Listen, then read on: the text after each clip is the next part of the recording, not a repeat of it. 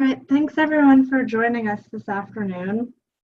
This is the NASH TS3 High Impact Practices webinar on Scaling HIP's Campus Perspectives. I'm Claire Jacobson, the Director of NASH's Taking Student Success to Scale High Impact Practices Network. As representative of the Chief Executives for the 46 colleges and university systems of public higher education in the United States, the National Association of System Heads, or NASH, harnesses the power of cross-system collaboration to increase student success in college, especially for low-income and underrepresented minority students. In 2017, the Lumina Foundation awarded NASH $1.2 million to focus on scaling high-impact practices. NASH has been working with the University System of Georgia, the Tennessee Board of Regents, the Montana University System, and the University of Wisconsin System to form the TS3 High Impact Practices Network. This network leverages the power of systems to identify and scale promising high-impact practices at both the campus and system level. Some of the primary goals are to advance the scaling of HIPs, focusing on the quality of learning and equity for all students, and rethinking professional development. Today, as we come to the conclusion of this work, we're going to hear from two of our campus leaders in this project on the work their campus has been doing and on their efforts to scale this work beyond the time of the grant. Dr. Cynthia Alby, the Director of GC Journeys and a Professor of Education from Georgia College, which is part of the University System of Georgia, and Dr. Carolyn Boswell, Associate Professor and Director of the Center for the Advancement of Teaching and Learning at the University of Wisconsin Green Bay, which is part of, you might have guessed, the University of Wisconsin system, will be joining us today to share what their campuses and systems have learned, how they have similarities and differences in their approaches to this work. Just a few housekeeping items. Today's webinar is being recorded, and the recording will be circulated typically within 5 business days of this webinar, but you will receive it in your email, and it will be posted on the NASH website. If you have questions during the webinar, please type them into the chat box that you should see on the right-hand side, and if you don't, you can simply click on the speaker bubble on the bottom to make that appear. And we will be monitoring the chat box throughout. I know Cynthia and Carolyn have included a lot of time for interaction and questions in their presentation. So with that, Carolyn, I know you have the PowerPoint, so I'm going to turn it over to you. Okay, I'm actually going to turn it right back over to Cynthia. Right. So we wanted to just give you all a little bit of context to start you out. Georgia College is Georgia's public liberal arts university, and it's located in central Georgia. We've got about 6,000 undergraduates. They're mostly traditional age, full-time, residential, 83% white. It's a teaching-focused institution. And the program that we've got going here ensures 5 high-impact practices for every student. And we weave an essential learning outcome into every course, both in the core and we're moving into also doing that in the major. So that's our kind of our key program. And just a little more background information. We have had strong high-impact practices for more than a decade in many cases. So we kind of came from a strong starting point, but our program was a little hit or miss. You know, some students were getting into those high impact practices and some weren't. Many didn't really even necessarily know they existed.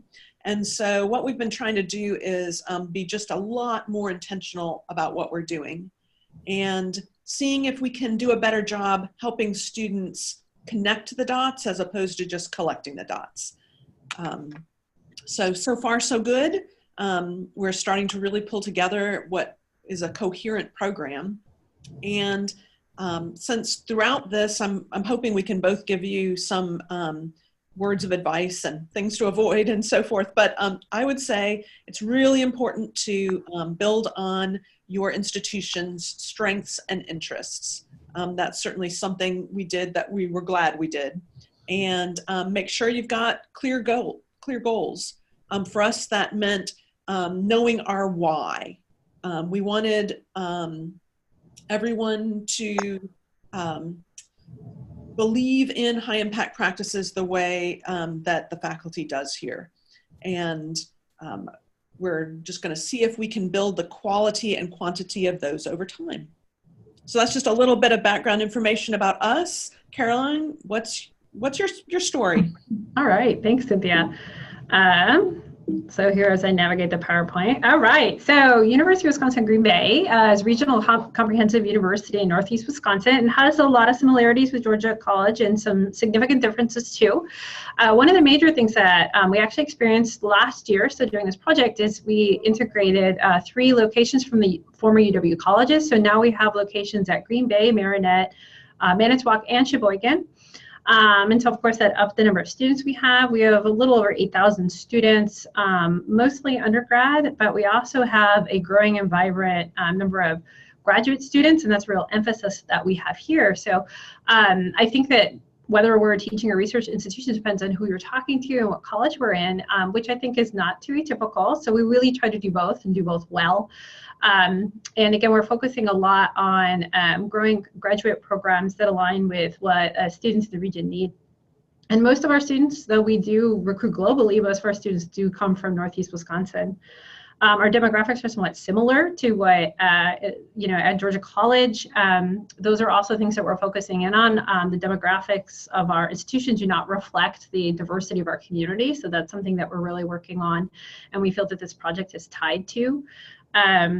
And let me see if there's anything else that I'm missing that's important about our campus. We're a problem-focused institution, which is another reason that we're excited to engage in this project.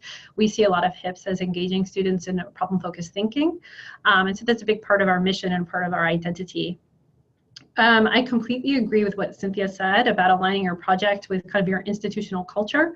And that's very much what we did. Much like Cynthia, we had high impact practices already embedded in certain areas of our institution. So we were Wisconsin, as many of you know, is a LEAP state. And we, when we went through that project and process, we created our first year seminar, which has been highly successful. We also now have capstone experiences. We have diversity learning, global learning, writing intensive courses embedded in across the curriculum.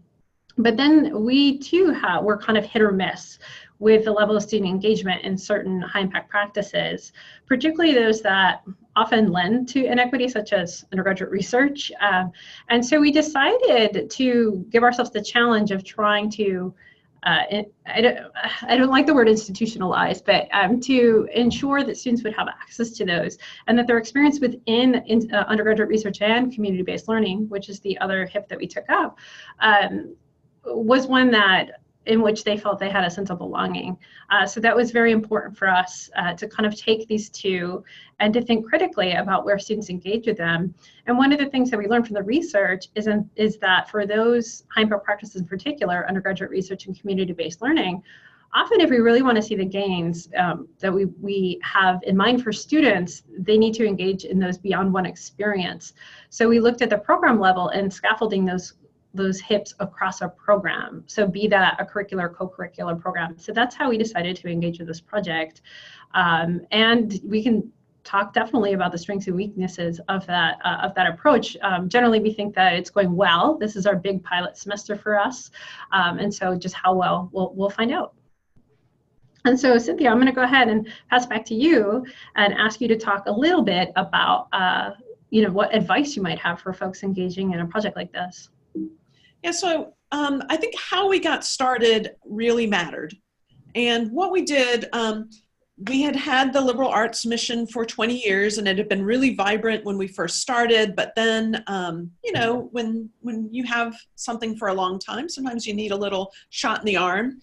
And so there was a group of faculty, there were 6 of us, and we wanted to start something we called the Liberal Arts Renewal Project, or LARP. Turns out also stands for live action role play, which we kind of liked.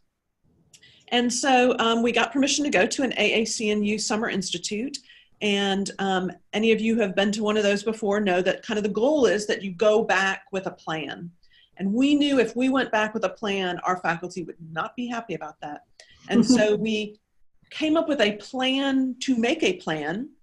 And when we got back to campus, we helped organize what we called the Year of Dreaming, where we, for The first semester, we spent loads of time pulling together small groups of 5 to 10 people who met once a month over the whole semester, just brainstorming ideas. What did we want it to look like? How are we going to bring about this renewal?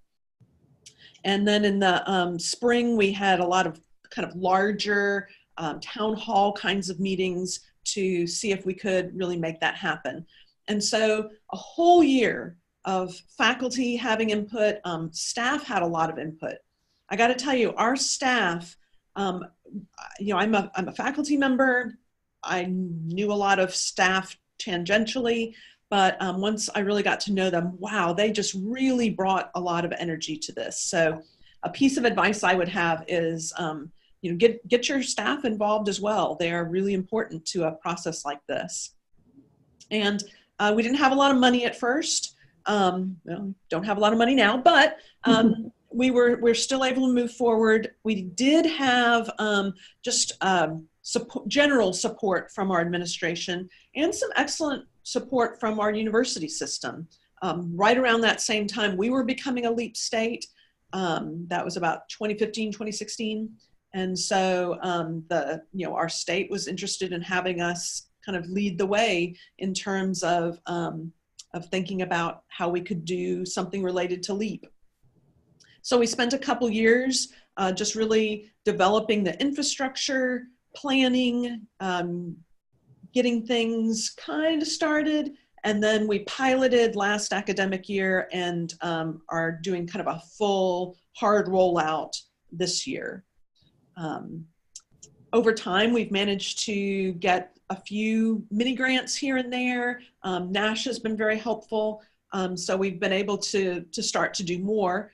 And just this past summer, we hired an associate provost of transformative learning experiences, whose main job is going to be to help keep this program up and running and continue to make it great. So we were very lucky.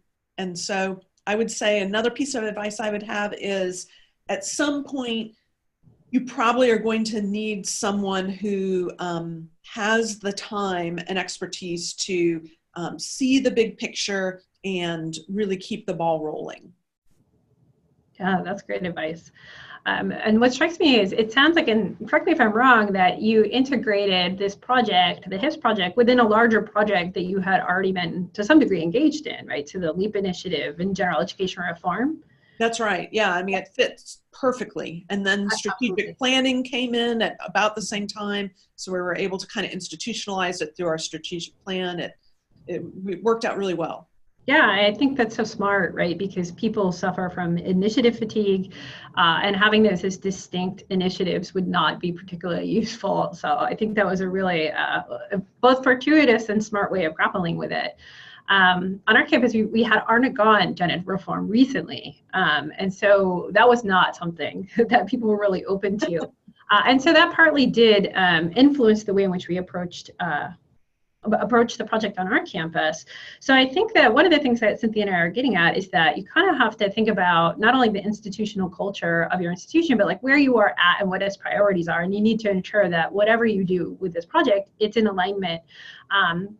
Not so much because of the buy-in question. I'm not super concerned about buy-in. I find that most people care deeply about students, but more about feeling torn in too many directions, or that even worse, in competing directions, and they're not entirely certain what to do.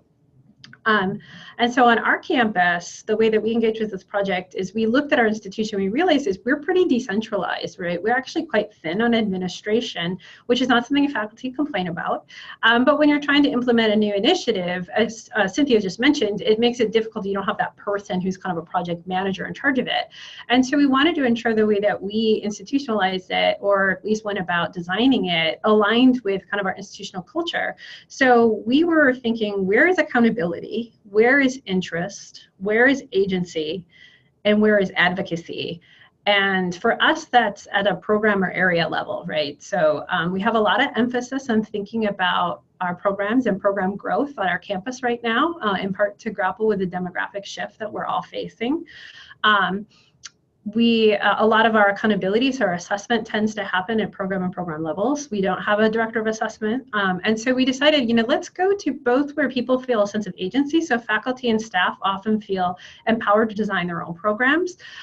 They are accountable for their success, but they're also really interested in them. And again, I think almost everyone's interested in the question of equity. It's very difficult to find someone who doesn't find that as an ethical agenda, part of their agenda. The matter is, do they feel supported in the work towards that?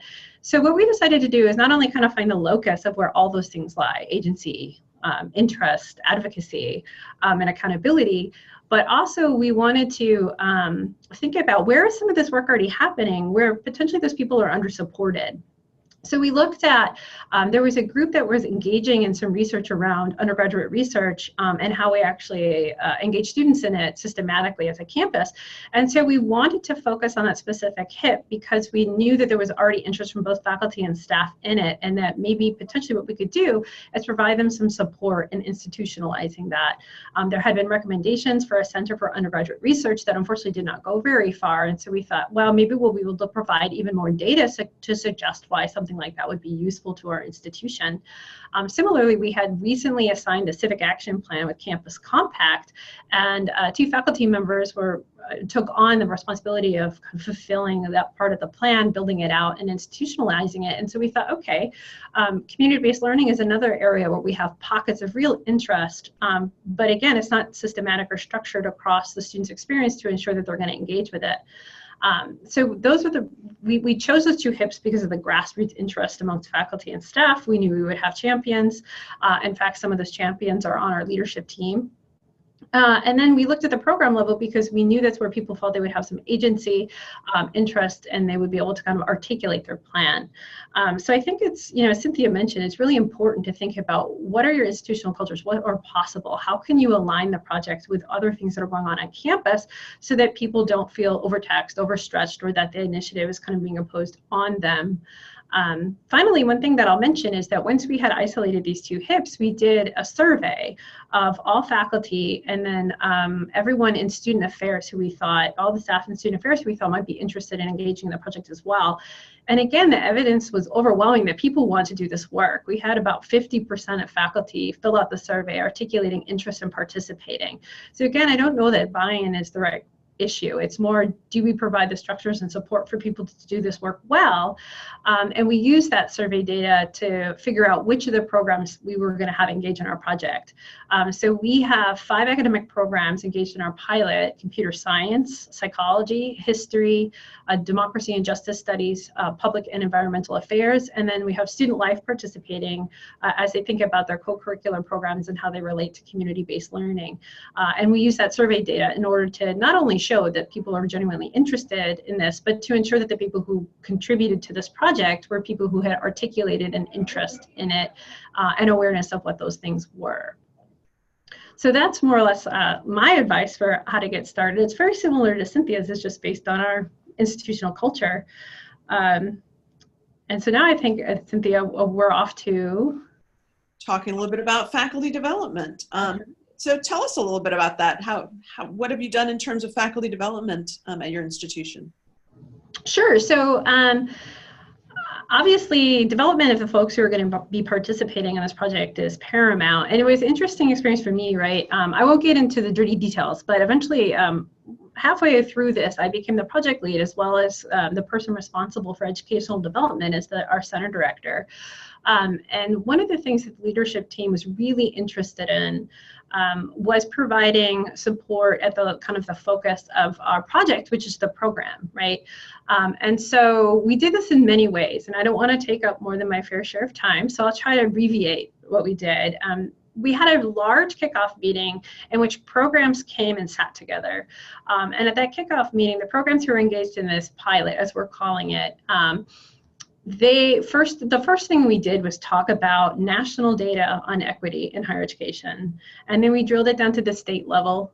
And then we drilled it down to the institutional level. And then individually, they were presented with their data from their program, right? So whatever institutional data that we had about where students were engaging in high impact practice in their program, they were given that data that we didn't share across the programs so that they could have conversations around equity issues that relate to access.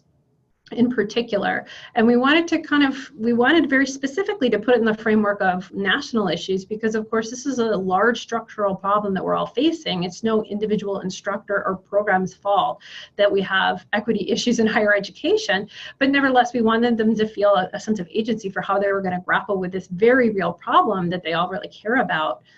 So in addition to having that data, we provided them their program curriculum, their program outcomes, and we encouraged them to engage in kind of conversations, directed and structured conversations around how they could support greater equity within their program.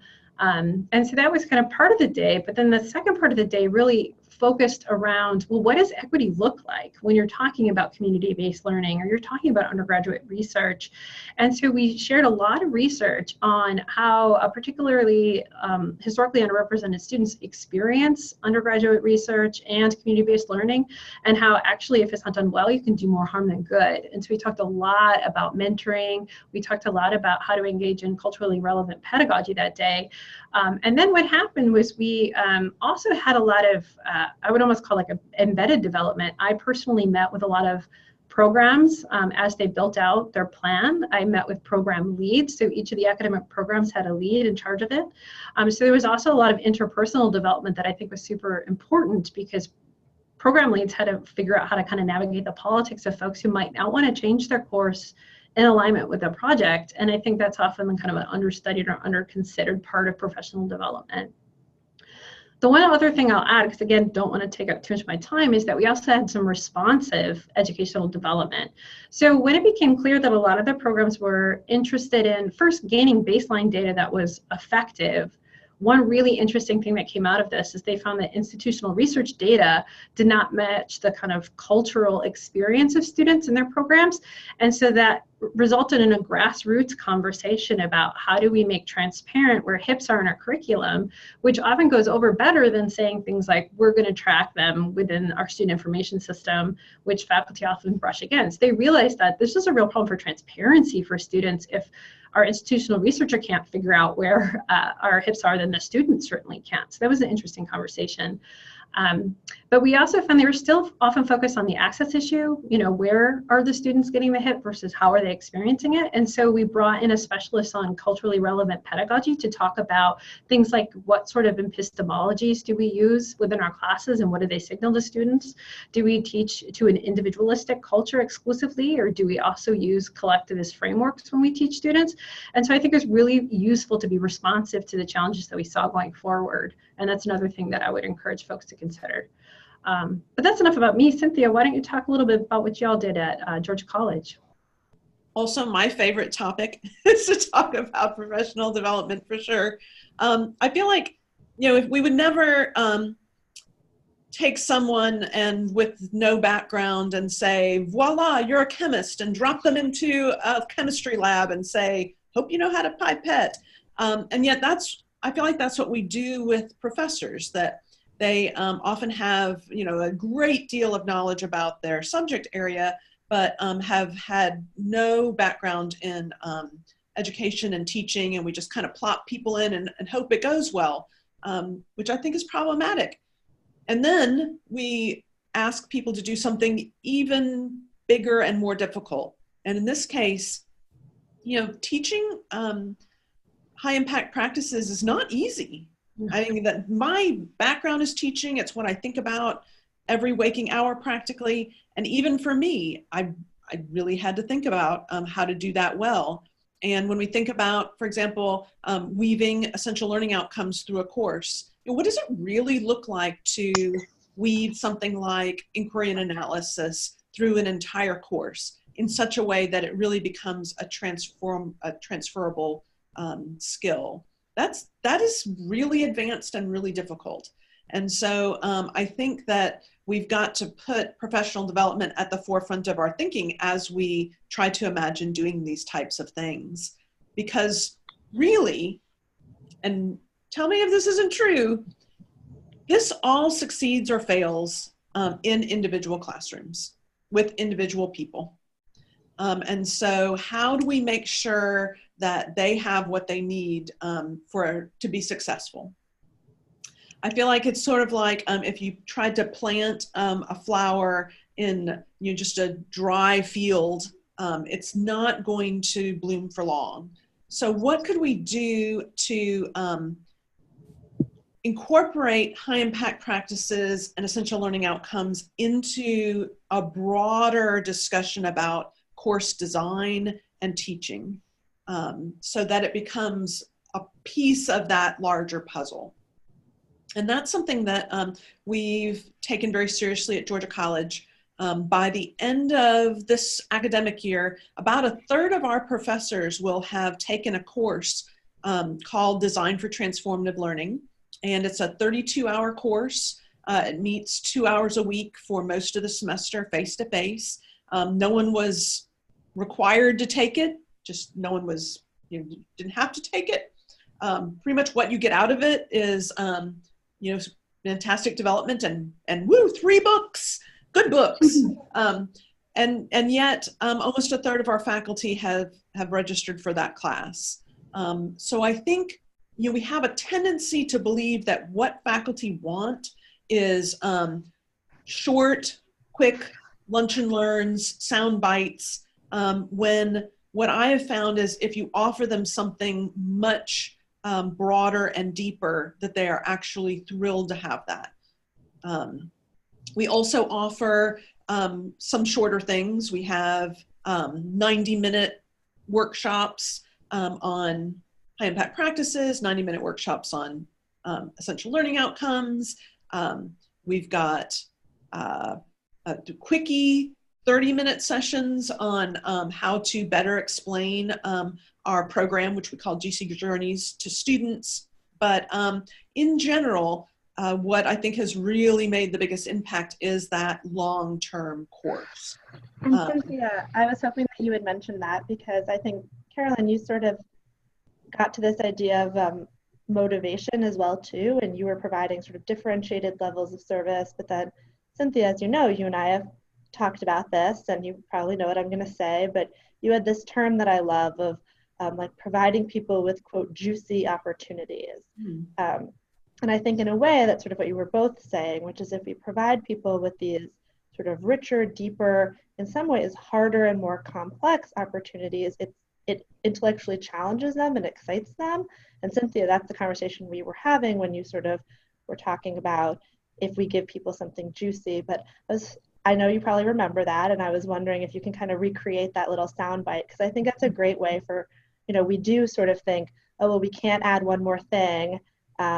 But I think what you're both saying is actually when we provide scaffolded, when we provide a level of richness that really speaks to people's, intellectual interest and capacity, we may be more successful. Yeah, I mean, we know that, yes, of course, it's wonderful to get paid for things, and extra money is fun, sure, but I don't know that it brings much happiness. I don't think it really brings joy in the same way as really developing something that benefits students, that you can see it benefiting students. To me, the intellectual curiosity that's spurred by this kind of initiative is what really gets people excited. And it's what's going to keep people going over the long haul. So if you don't have a lot of money to throw at this, I'm not sure that's a big problem. If instead you can get faculty some books and give them a chance to just sit and talk with each other about something that really matters to them, sometimes that's actually the bigger, better thing. Yeah, I would agree with that. Though I would also say that I would agree with the incentive piece in part, but I do think that labor that's associated with HIPS is strenuous, is emotional, is time consuming. And so I do think conversations around workload are necessary to ensure that it's equitably distributed, and that it's not just those who kind of feel the passion that we're all expressing today. And while I do agree that generally almost everyone has that passion, it can surface in different ways in the way in which a faculty member or an instructor experiences their position. So while I agree that you don't necessarily need, and we're a great example of how you can do this without a ton of resources, I think that recognition of the emotional labor or the affective labor that is part of this project is extremely important, and that can come in a lot of different ways, such as having your administration ask faculty about their experience and to listen to what they're saying, and same with staff. Right, and to have those voices inform future initiatives, as it sounds like you all did really well, Cynthia. I think that recognition comes in many different ways, and I don't want to make light of funds because I know for some of my colleagues the incentives are really important, but I think that we can think very broadly about what it means to recognize, reward, and respect that labor. But I think celebrating and talking about it, ensuring that people feel supported in their work is really important. So I just wanted to add that.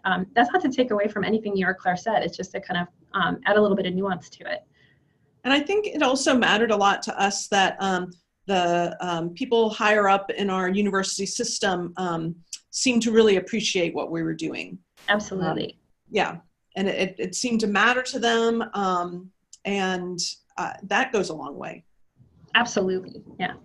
I think one thing that was interesting too is that you've both focused on doing it for the students, which is important, but there's also the, that the person teaching can get something out of it, which is often what's overlooked. And so that's what I was really struck by when we had this conversation, maybe this summer, that, if you're maybe been teaching the same course for 10, 20, however many years, you may get something out of rethinking your course or adding something to it. And when you're reinvigorated, there is also a benefit to you. So that's not to discount any of what you said, Carolyn. And I think that's really important, particularly when we look at, certain types of faculty and staff do more emotional lift, right? If we're talking about equity, we can't discount that. But I just thought it was an interesting point that often we focus on the benefit to the student, which is super valuable. But I think you both were sort of pulling a thread that I just wanted to make really clear, because when you said that in our conversation, it just was really struck by it and how rarely I hear. But yeah, what about when I'm feeling more excited about my job and invigorated every day? What about the benefit to me as the instructor? That I thought was, that you both raised as good points, but just wanted to sort of underline. So thank you both for that comment. So there is a question. So it's more a technical question. She asks, did you conduct the GC Journeys course over 1 or 2 semesters? So you mentioned 32 hours. How was that divided out? Yeah, so I've offered 2 sections each semester, and it's a semester-long course. And then I also offered some 2-week, 4-hour-a-day choices in the summer for people who wanted to do it in the summer. So we've tried to just offer it a lot of different ways, but never more than a semester. That's great. And one thing I'll just add quickly is one of the things that's come out of this that was not necessarily a goal at the beginning, I would say it's an emergent goal, is the conversations around a student's experience across a program have been more complex than I have seen them as faculty member previously. So moving faculty away from that conception that they teach a course versus their course forms a part of a program that a student experiences has been really valuable. And again, it wasn't necessarily directly related to our initial goals for this project, but I think it's extremely important because students don't just experience our individual classes, they experience this entire institution. And the more that faculty can think about how their course connects not only to their academic program, but to the co-curriculars and support services and everything else that an institution is so important. Absolutely. And we try to not just totally focus on high impact practices and so forth, but we also look at transparency in teaching and learning and mindset and equity. Just lots of things come up in that course so that it's kind of a fuller picture of what we're trying to do and not just entirely focused on high impact practices. Yeah, in fact, that was, our next topic is how do you keep the focus on equity, or how do you support equity in this project, given it's a central tenet of what we're doing? Yeah, it was interesting because equity is something that's really important on our campus. Much like you've said, it's hard to find a faculty member who doesn't feel like that's really high on their list of what's important to them. But it was really through our association with NASH that we thought about it more in terms of how it impacted our high impact practices. And so what we ended up doing, we teamed up with Wisconsin Eau Claire. They were a little ahead of us and had already done some research in this area. But the main thing is, and this is something I hope everyone really hears, is that how do you know what issues might be there if you don't ask? You know, so that was what really got us going. Was we thought we need to ask our students. We need to ask them which high impact practices matter to them and why. Do they feel like there are barriers to any of them? Which are they actually engaging in?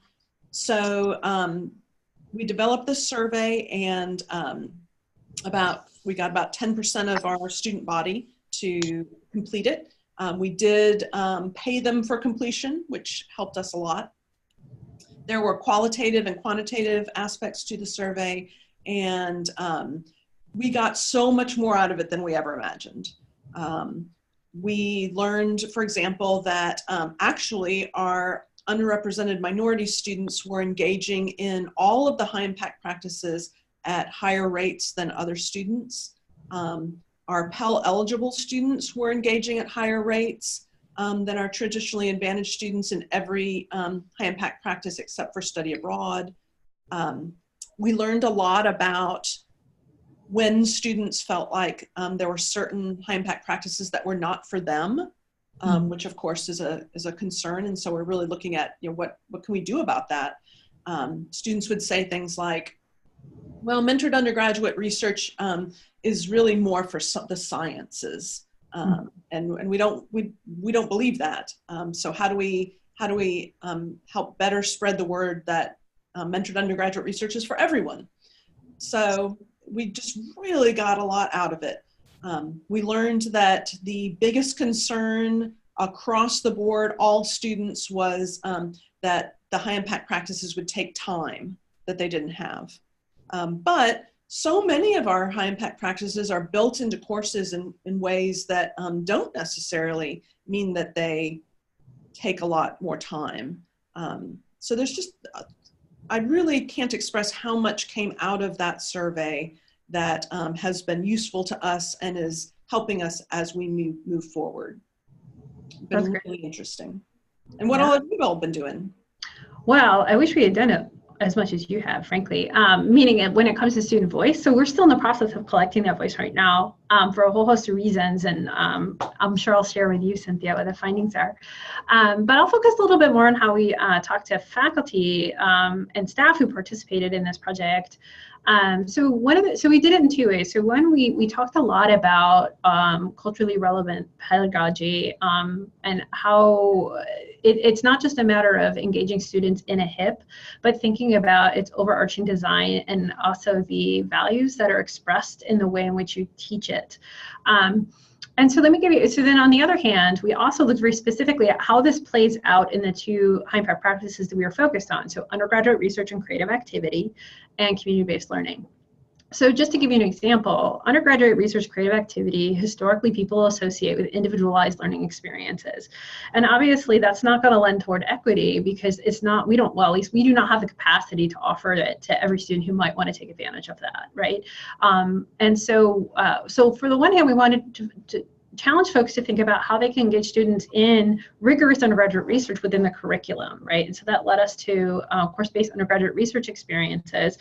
But we didn't just do it for access issues, right? So there's a lot of literature and research that shows that if you don't scaffold the learning of research methods across the curriculum, that by the time the students get to the more rigorous opportunities at the upper division, you're going to have inequities in performance that partially has to do, well, I should not say performance, but an assessment that partially has to do with what students our preconceptions of who our students are, right? And so that we thought it was really important that people thought specifically about kind of the ethics of having course-based undergraduate research as a gateway to get students to think of themselves as researchers, which is so important, right? Who sees themselves as a researcher can be influenced by the way in which we design our classes and how we articulate who a researcher is, right? And then for community-based learning, for example, when we thought about the courses that have this, we often talked about whether or not the courses are also talking to students about kind of social, cultural, political structures that lend themselves to inequities in our community. So they first had that kind of awareness of why it is that we often engage in civic action and civic engagement. They needed the kind of background to ensure we weren't engaging in any kind of, privileged provider to needy, community partner model that we would unintentionally replicate as students engage in community-based learning. And so we really wanted folks to think critically about the equity piece when it came to the students' experience, not just access. And so we talked a lot about culturally relevant pedagogy, but specifically within the context of this project, so looking at undergraduate research and community-based learning, and then also thinking even down to the program level. So a lot of it is going to be disciplinary, right? So I'm in the history program, I'm teaching the methods class as part of this, and I fundamentally changed some of my assignments to ensure that the research project students engage with align with their own interests and would be authentic to who they are as students. So that was really important for us to get instructors to think about that piece of it, right? What does authentic learning look like for all of our students, and how do we ensure that they know that this experience exists for them? Very cool. And so I think our last one is just next steps, like for us, if people have advice for us, as well as we could give some advice to everybody else. Do you want to go ahead and kick it off, Cynthia? Well, I think one of our next steps is going to be a focus on professional learning communities who can help us take this forward.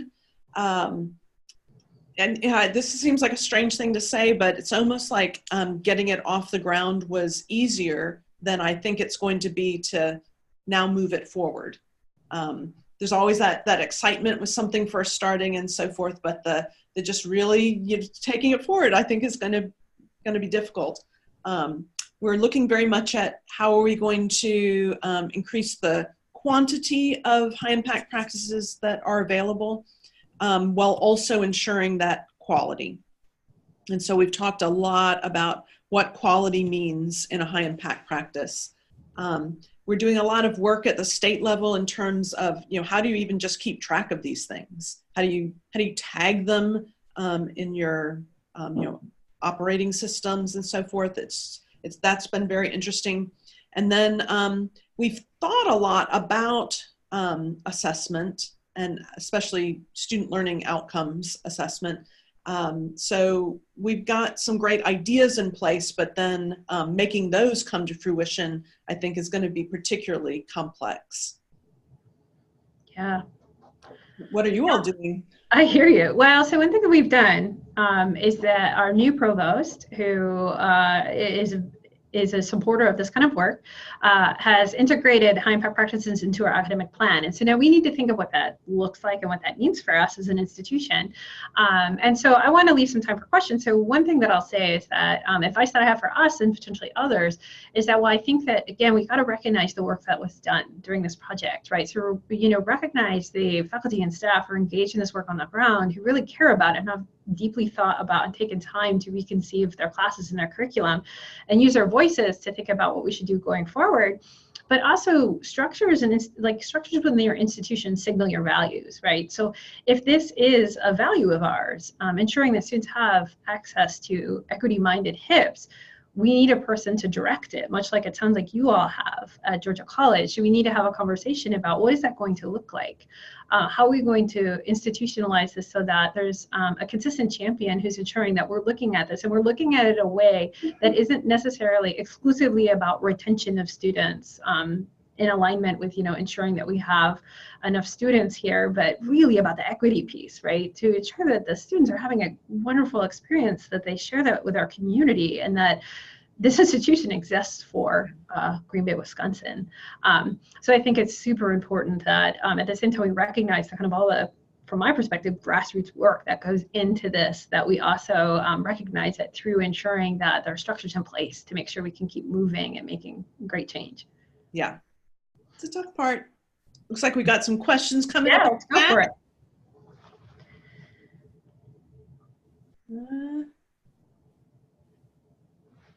So Jamie is asking, how are you able to scale HIPS for first-year students and other lower-level courses?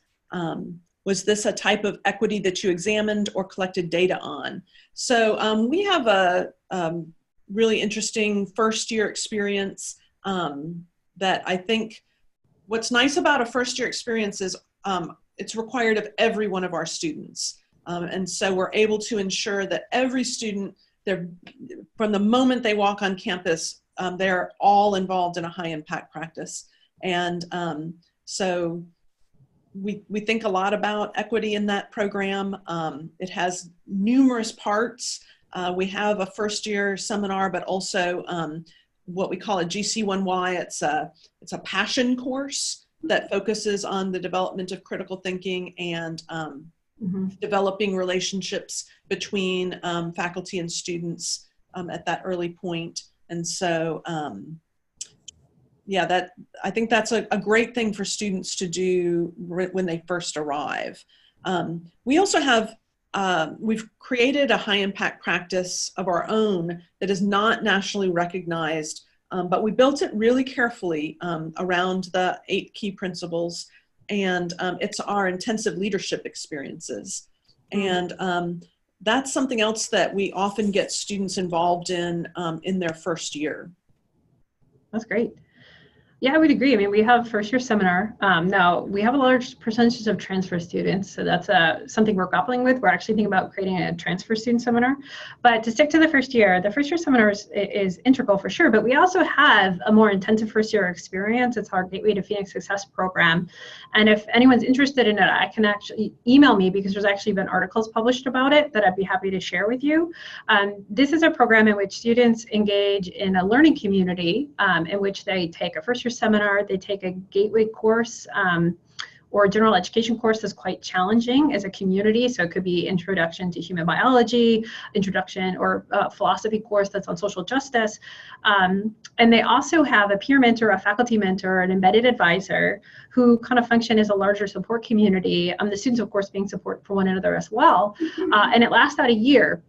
So in the second semester, the students come together again as a cohort. It's the same cohort from the first year seminar, and they engage in a service learning project that they co-designed during the first semester, and they implement it in the second semester with the help of their peer mentor and their faculty mentor.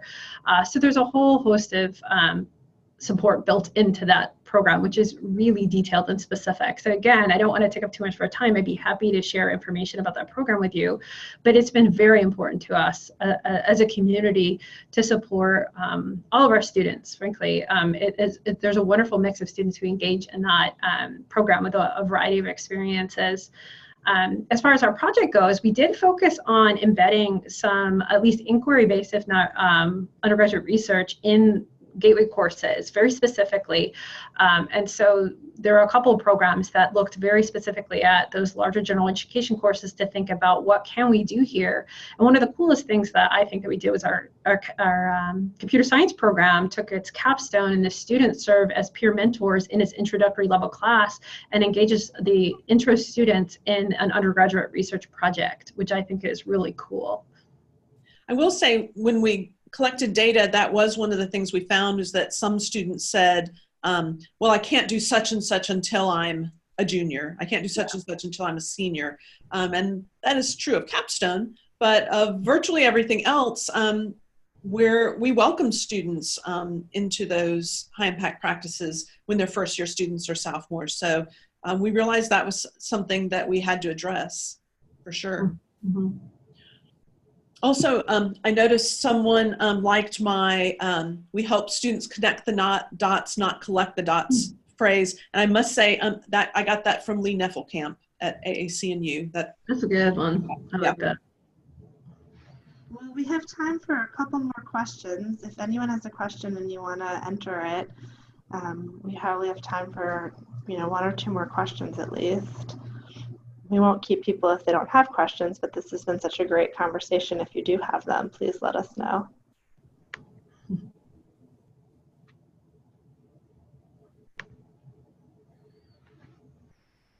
So while people are thinking, I will ask you a question.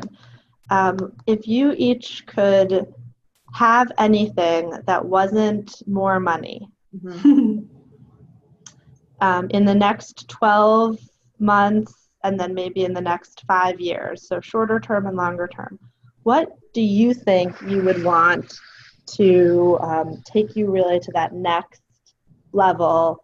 And if in 5 years it's like, I'd like to fund X, you can mention that, but I'm thinking more, things that aren't financial resources. If you could wave a magic wand and tomorrow you could do away with this entrance requirement to undergraduate research because that's been clogging you up, or things like that. If you could be queen for a day.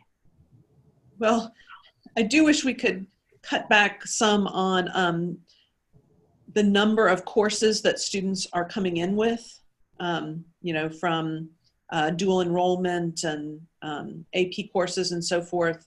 That's been a little bit of an issue for us. I would love to have something that I guess I would call it like a clearinghouse, an online clearinghouse that where we can collect articles and data and just everything on high impact practices, kind of in a one-stop shop to go looking for interesting data.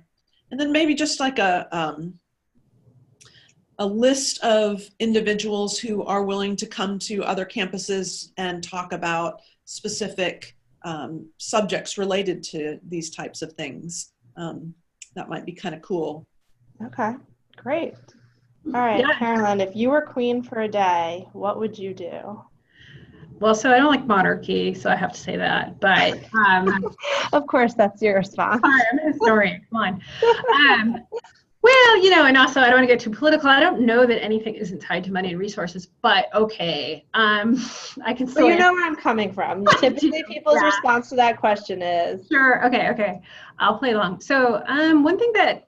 Well, I would agree with, like, shared resources would be very valuable. And I think ultimately what comes down to is time. And again, time is a resource. I would love to see the space to be able to think strategically about how we serve our students in alignment with this project, but generally. And I don't mean that just as we at UW Green Bay, but I mean we as folks who engage in higher education practices and policy. I find that a real issue is often kind of being reactionary because we're constantly facing the next big thing that happens to us, and not being able to be strategic in our design and our the way in which we think about how to support our students, specifically with an eye towards equity, whether that's through HIPS, which is a tool that enables that, or through policy change, right? Through thinking more strategically about when we do admissions, how are we trying to engage the students, and are we actually bringing them to a place that's welcoming? So I guess like the space to be able to talk to the folks on my campus and then folks generally who are very invested in this. And I don't think those people have specific titles. I think they're just people who are invested in this work, so that we could center it and it become the locus of our work versus something it often feels that we're doing in response to issues versus kind of the central tenet of everything we're doing. If I could wave a magic wand, that's what would be at the end. But it is interesting because if we think about this as a system project, often one of the things when I share in systems, this is what campuses say, is what you're saying is one of the things we hear most often, the space and time to do this work. And I say to them, look, no one's saying that that's free, right? Kind of to your point. Sure. But it also isn't someone asked you to fund $1 million center, a $5 million scale up.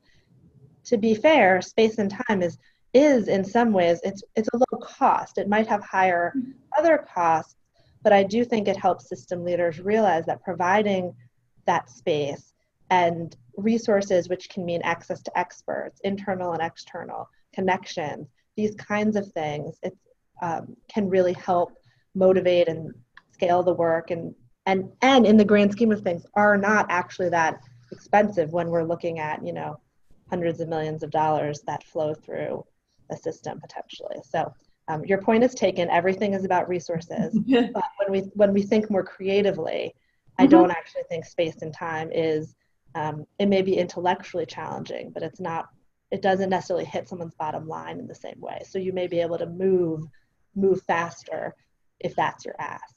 Yeah, or it's a reallocation of resources that are pre-existing. Right. And so I found that often system people are very interested to hear like, oh, wait, that's what campuses were asking for. So I think it's a good point. So it looks like we're losing people. It is almost 4. So personally, I wanted to thank the 2 of you. This was a wonderful webinar. As I think you can all tell, the 2 of them put a great deal of thought and work into this. And I really appreciate both their work on this webinar and also their leadership through this project. Obviously, they're representing themselves and their campuses today, but to some extent, they're also representing our 22 campuses in this project.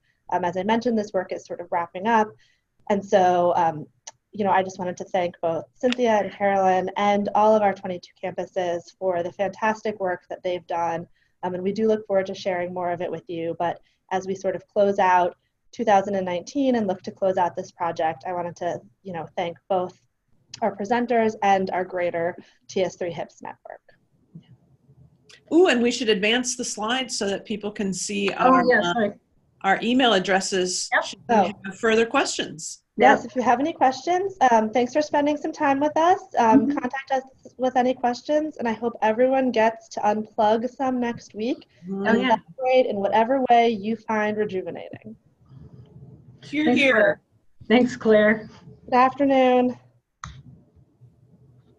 Thank you. Have a great afternoon. You too.